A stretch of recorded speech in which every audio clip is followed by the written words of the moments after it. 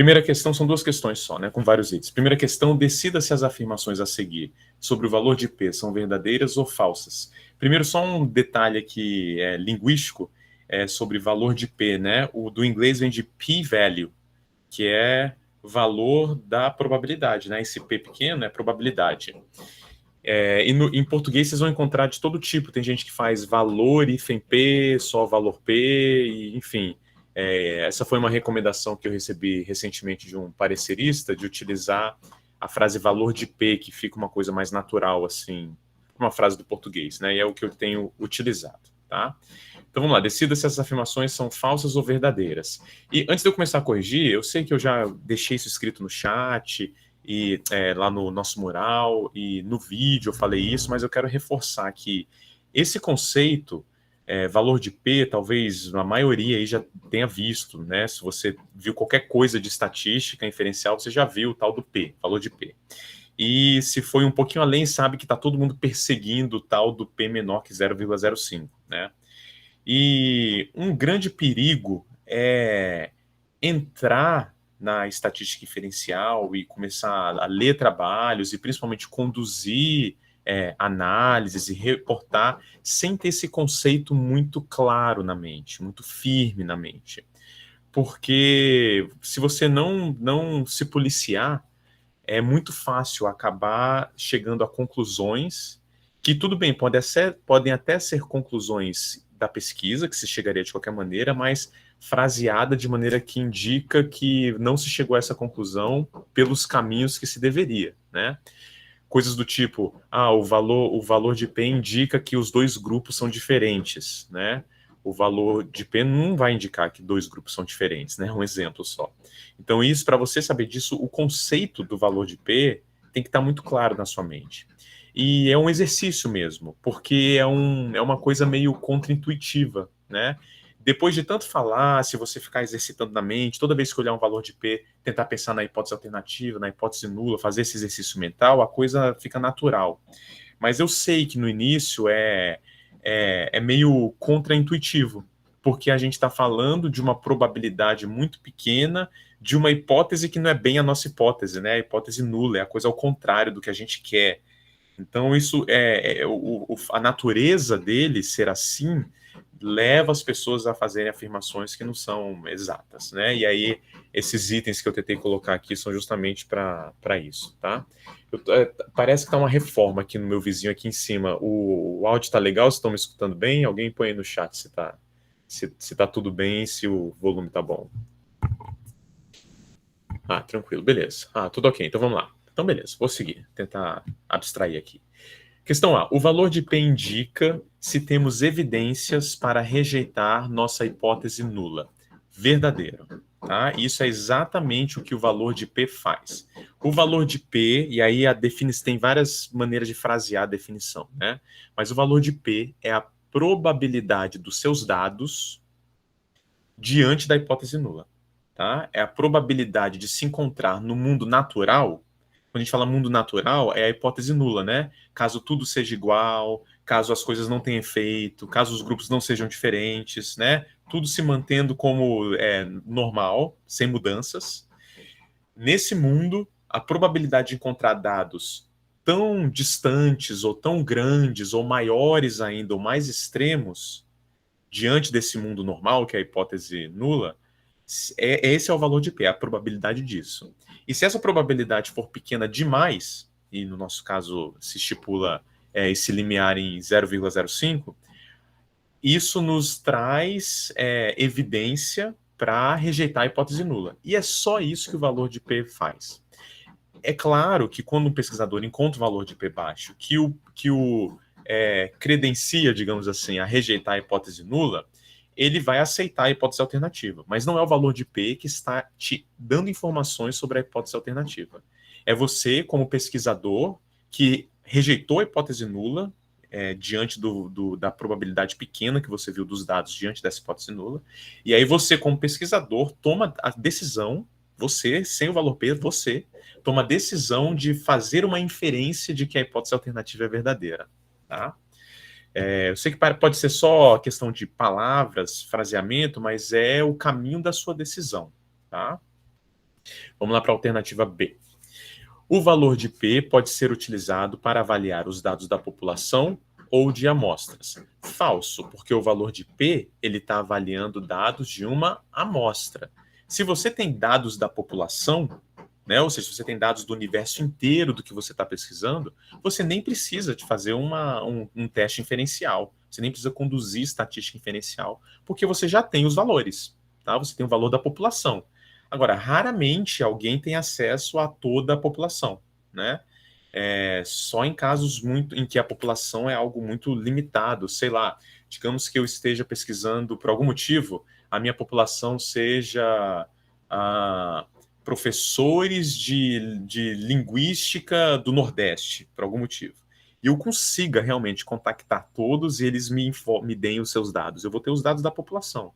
Mas, enfim, dificilmente a gente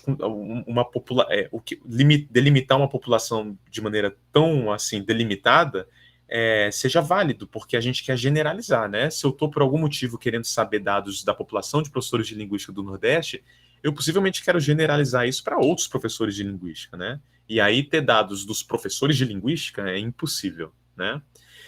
Brenda, eu pensei que você estava se referindo à população do estudo, como sinônimo de grupo. Tá, entendi. Não, eu quis dizer população mesmo, tá? O valor de P, ele avalia a amostra. E aí pode ser as amostras, os grupos, né? Mas vai ser sempre a amostra, tá bom? Vamos lá, item C. Quanto menor o valor de P, maior será o efeito ou as associações. Esse é falso e é bem intencional colocar ali, porque é um equívoco comum do valor de P, né? Encontrar um valor de 0,02 contra aqueles valores que usam a notação de menos E, né? Com um monte de zero depois das casas decimais. Ter esses dois valores de P não te permitem fazer inferência sobre o tamanho do efeito. Dizer assim, entre esses dois grupos o P foi 0,02. Então o efeito teve efeito, mas não foi um efeito tão grande assim. Nesse outro grupo, o P foi minúsculo, 0,0000002. Então o efeito foi muito maior. Não, o valor de P não te dá essas informações. Para você fazer esse tipo de inferência, você tem que calcular o tamanho do efeito, que é algo que a gente vai chegar ainda, tá? Eu acho que fazendo a transição entre testes de hipótese e modelos de regressão, eu estou pensando em fazer um vídeo só demonstrando como calcular tamanho de efeito para esses testes que a gente viu, vai ter visto até lá, tamanho de efeito, poder estatístico, e eu quero falar um pouquinho ainda sobre intervalo de confiança. Eu comecei a falar no vídeo dessa semana de teste de proporção aqui quadrado, mas eu quero falar mais, porque o intervalo de confiança também tem uma pegadinha contraintuitiva ali no conceito dele, tá? Mas, enfim, a lição do item C agora é que não, o valor de P, ele não fala nada sobre o efeito ou as associações, tá? Ele só te permite rejeitar a hipótese nula.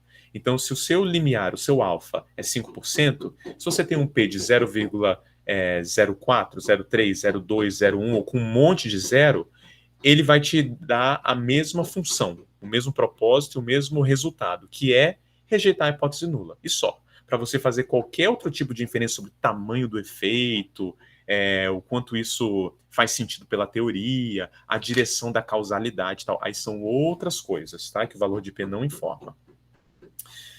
Vamos continuar aqui. Item D.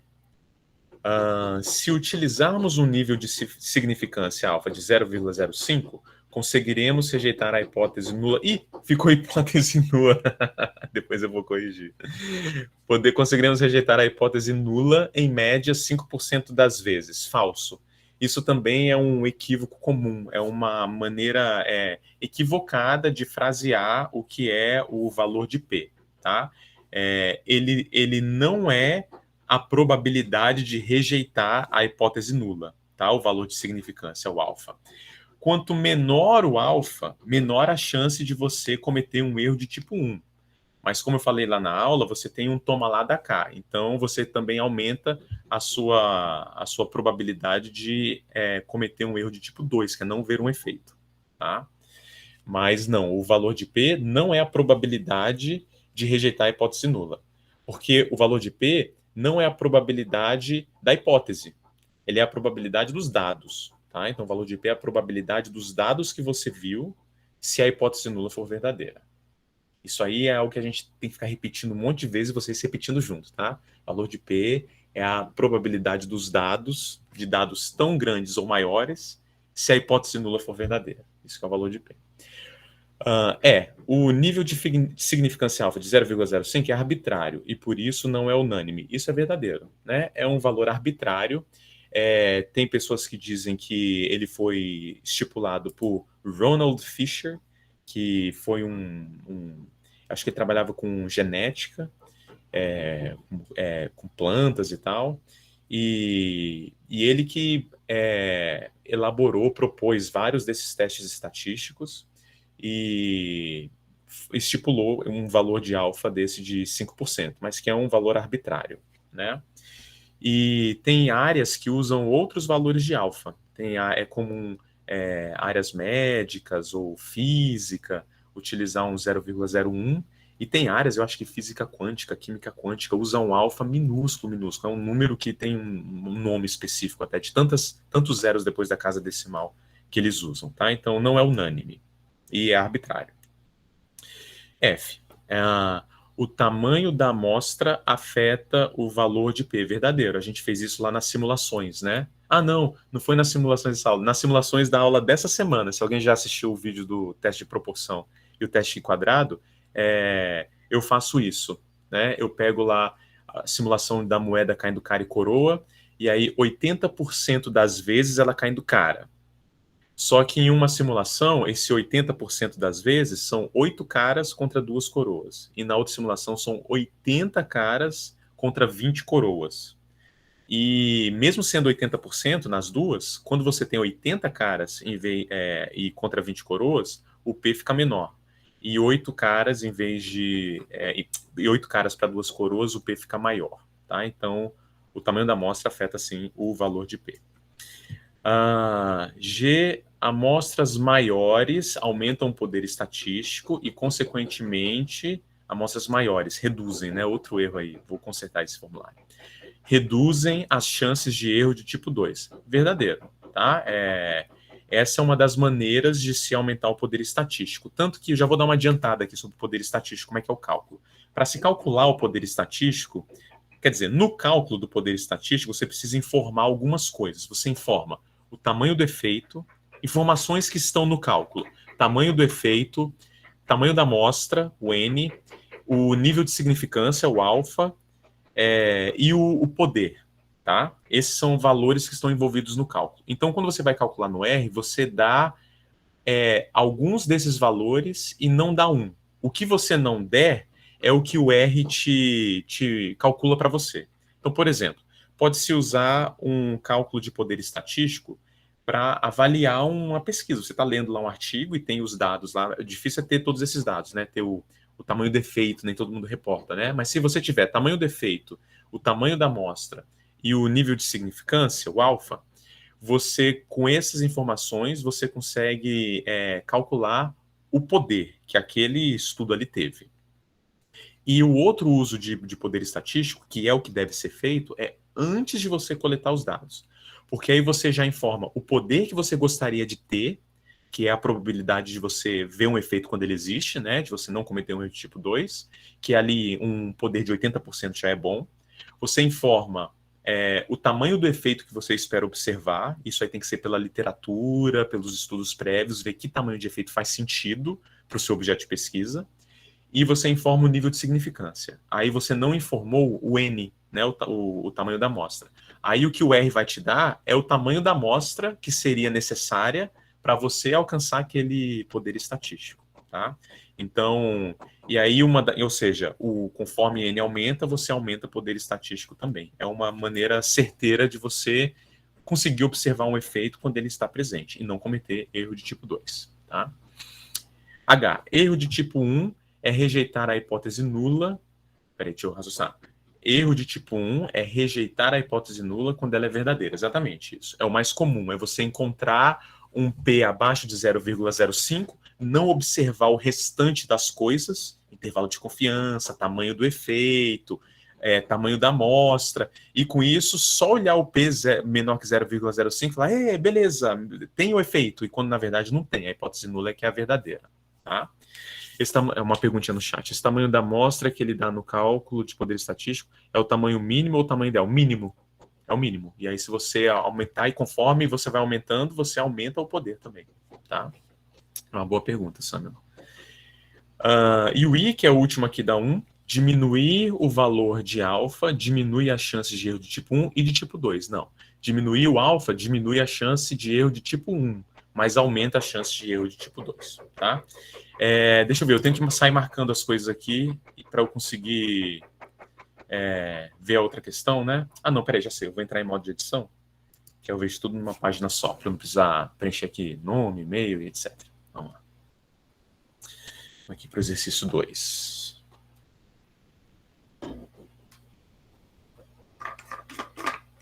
Aqui, questão 2. Decida se os erros a seguir são erros de... tá bom. Tipo 1 ou tipo 2. Então vamos lá. Deixa eu tomar uma água. Ué, fui para cima de novo? Peraí, pessoal.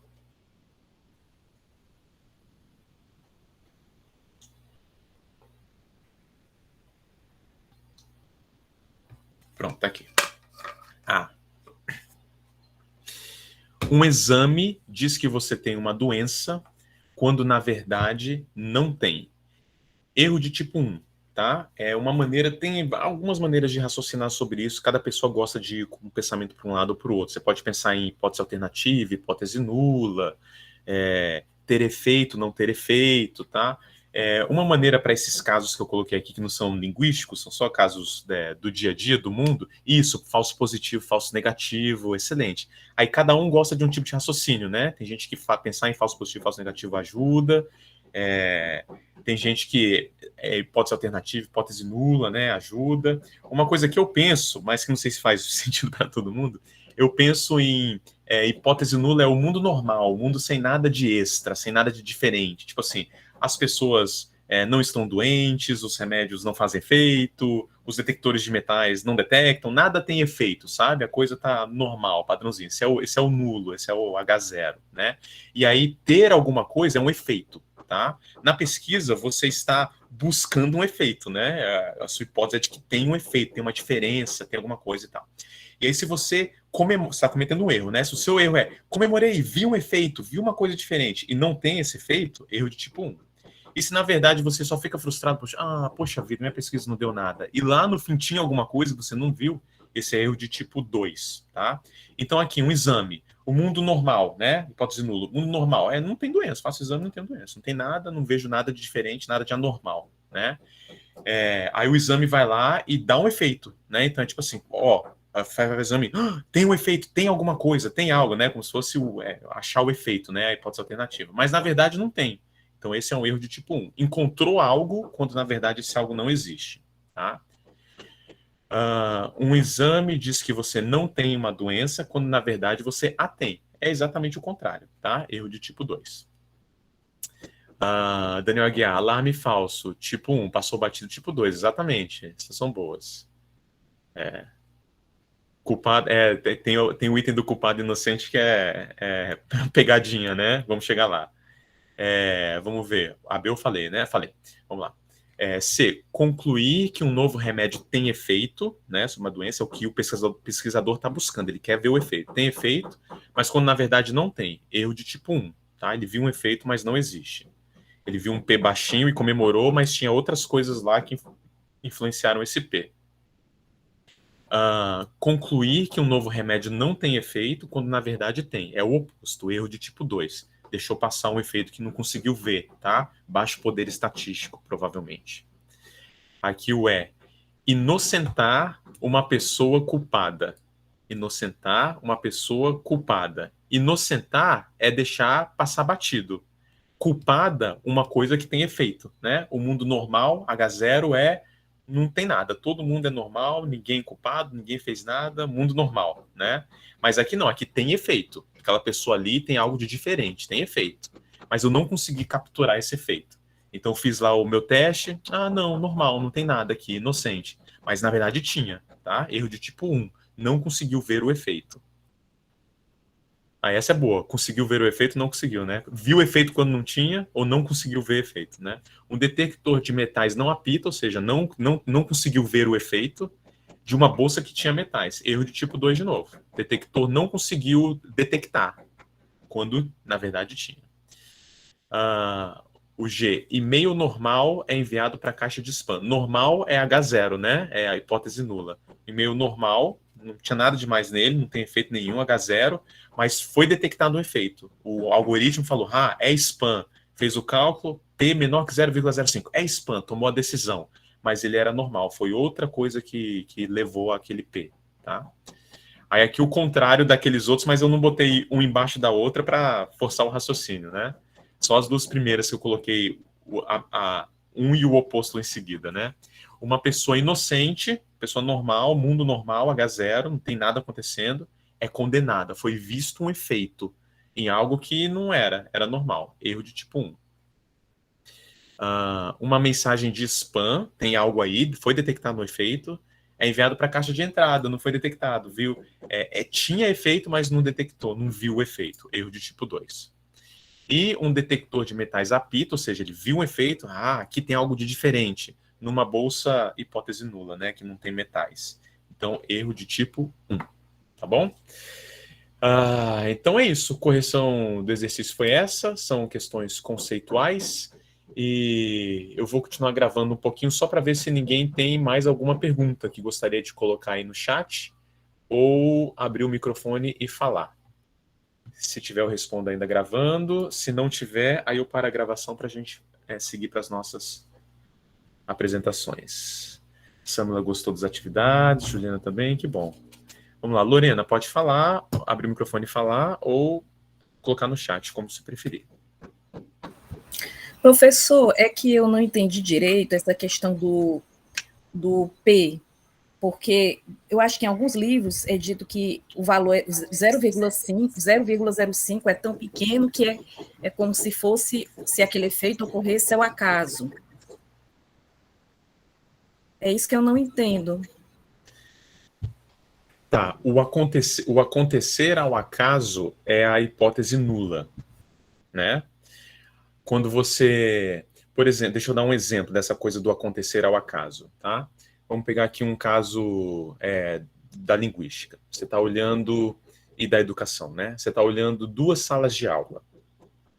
Coletou dados de alunos de duas salas de aula. Uma sala controle, que teve lá suas aulas normais, e na outra sala foi feita uma metodologia muito bacana, moderna, diferente. Foi utilizado aplicativos de celular, tá? Tecnologia. E você mediu algum desempenho lá dos alunos, sei lá, leitura, vocabulário, aprendizagem de alguma coisa, mediu alguma aprendizagem. Qual que é a sua hipótese de trabalho? Você partiu do princípio de que fazer aquela intervenção em uma das turmas seria muito bom para os alunos, teria um efeito, né? Eles teriam um desempenho muito bom em alguma área. E que a turma controle não teria um desempenho tão bom. Né? Então, essa é a sua hipótese de trabalho. Então, você vai e dá um teste lá para os alunos. Aí, os alunos, um teste de 0 a 100, digamos. Os alunos da turma controle tiraram, em média, a média da turma foi 75. E a média da turma de intervenção foi 77. Tá?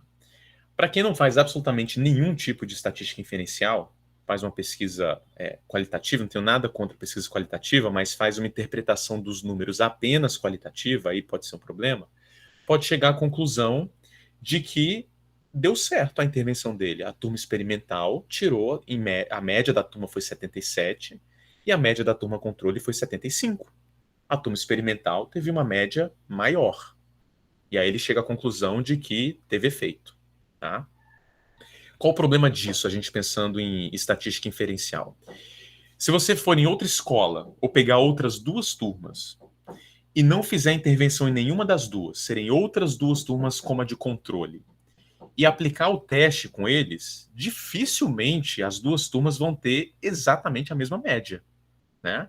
E por que eles não vão ter a mesma média? Ao acaso, né? Os alunos são diferentes, têm desempenhos diferentes, e a média não é um valor fixo e firme, tanto que quando a gente olha as medidas de tendência central, a gente olha as medidas de dispersão, porque se você tem uma média, é porque você tem valores acima da média e abaixo da média. A média é uma informação sobre a tendência do grupo, né?